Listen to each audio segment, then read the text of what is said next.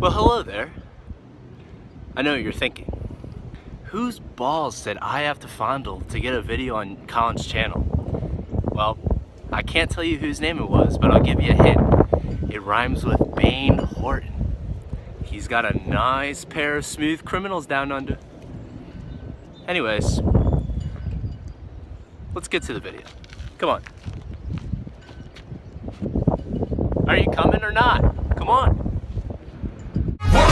Till your arms fall off, till your abs get hard and your bones of the story. What is happening, guys? My name is Nick Boleto. I run a YouTube channel here. It's pretty mediocre, so I'm not even going to suggest that you guys go and check it out. In fact, the best advice I can give you guys is if you didn't recognize where that first clip came from, then you should probably just exit out of this video. Make sure to give it a like though, because Colin deserves the support.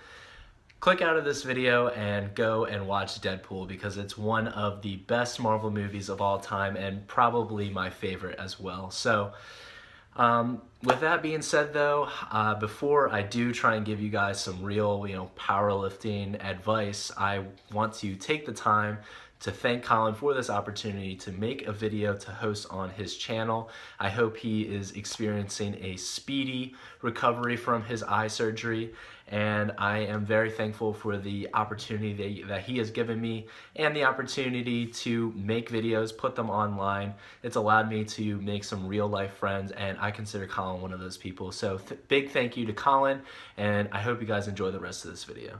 So the topic that I want to cover today is one that I think is talked a lot about in team sports, and it's really emphasized in team sports. However, I think for individual sports, specifically strength sports, I think it's often overlooked, and that's long-term periodization. And I want to put a special emphasis on the purpose and the importance of having a true off-season. So first, I'm going to talk about what this would look like in terms of a team sport, because I think it'll make it a little bit easier to understand when we do go and talk about powerlifting.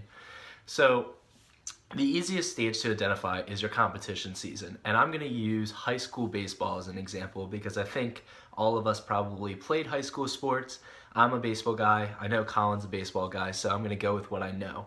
So high school baseball competition season is typically, let's just say, from April 1st, and let's say you play some sort of like travel summer baseball. So we'll say it's to July 31st. So that's your competition season.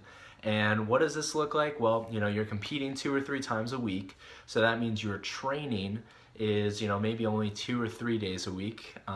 And so it's a lower volume. However, you're playing like it's a game every single day. So it's high intensity. And you're not really doing a lot of skills. You're probably not in the weight room very often. So it's pretty high, what powerlifters would call specificity. But, in terms of team sports, we're talking more about technical and tactical skills. So in your competition season, we're talking about low volume, high intensity, high technical, tactical skills.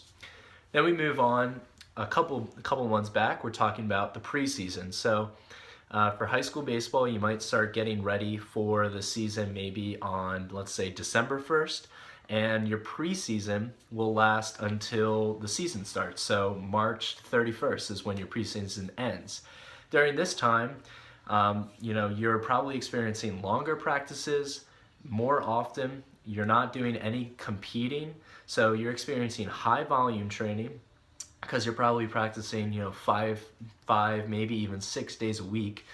However, the specificity and the intensity are down because you can't train that intense, all the time. And you don't need the specificity to be really high like you do during the season. So, during your preseason, if you're a baseball player, you're probably getting in the weight room 2 or 3 times a week. You're probably not hitting and fielding and throwing quite as often as you do during the season, which you're probably doing every day, but you don't need to, because during this time you're trying to build your physiological capabilities to then hopefully carry over to the competition season.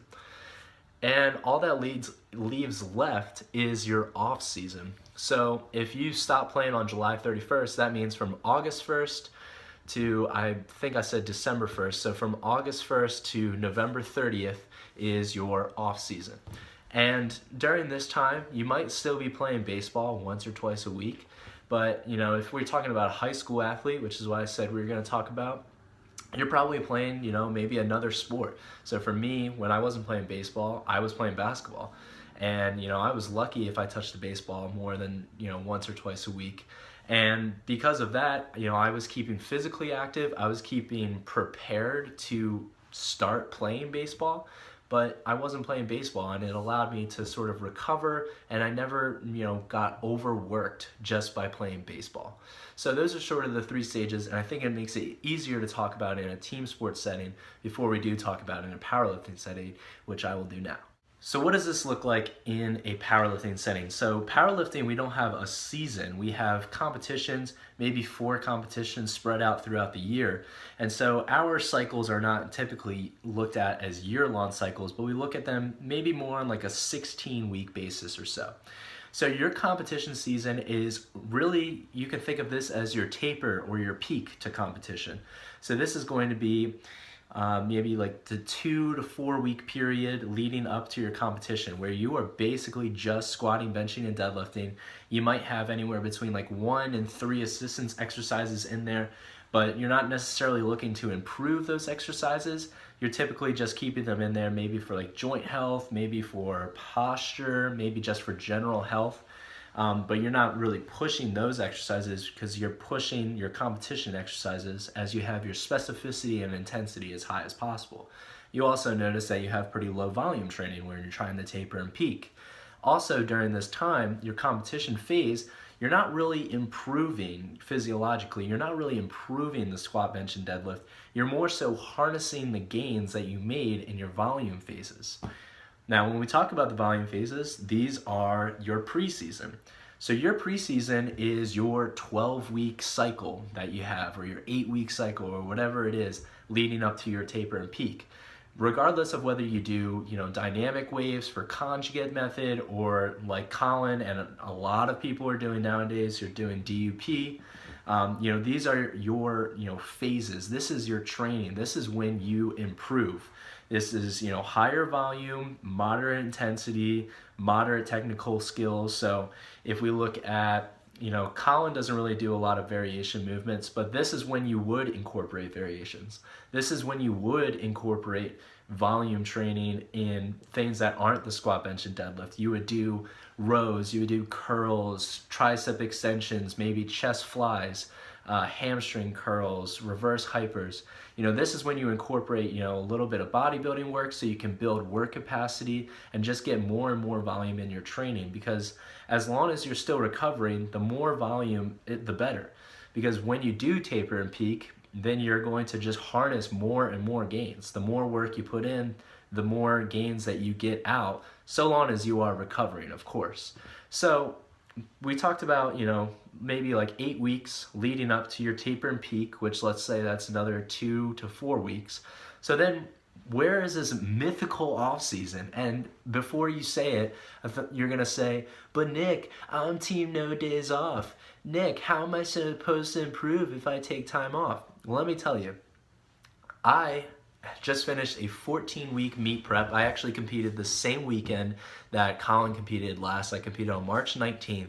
And since March 19th, I have been in a true off-season. So what has this looked like for me? Well, I think it's really important to have 4 to 6 weeks at least during a given year in a row where you are not doing any structured training. You are not forcing yourself to do anything in the gym. So let's say you're driving to the gym. Let's say you wake up in the morning and you think, oh, I want to squat today.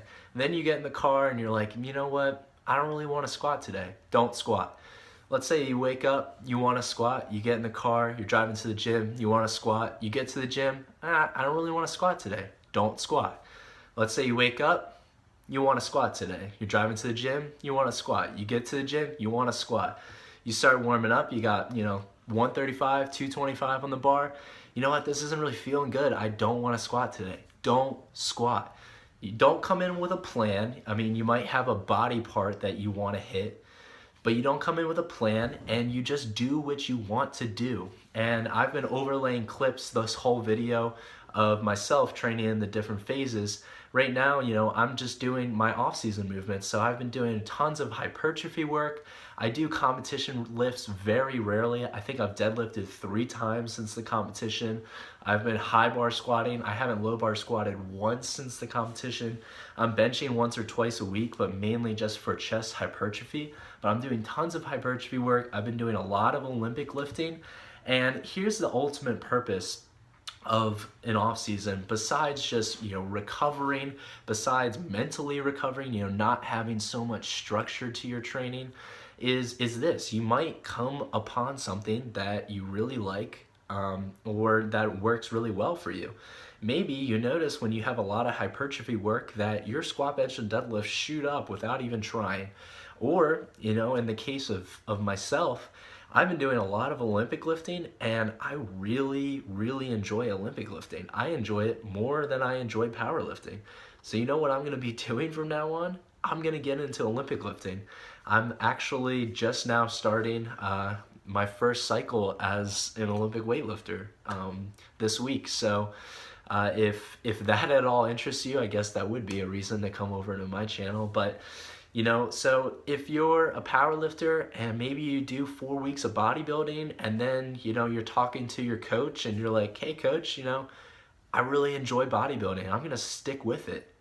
That's all the better, because honestly, unless, you're a top level competitor in a strength sport, the most important thing is that we're all active here. We're all taking care of our bodies, and, in general, we're all just trying to improve. So anyways, that's all I've got to say for the video. I hope that you guys got something out of this. I hope it all made sense. Hopefully now you will think a little bit about long-term periodization, and I encourage you all to take an off season after your next competition, because it really can do a lot for you mentally and physically. Thank you again to Colin for letting me host this video on his channel. If you're interested in seeing more of me, feel free to come on over to my channel. It'd be greatly appreciated. And that's all for now, guys. Peace.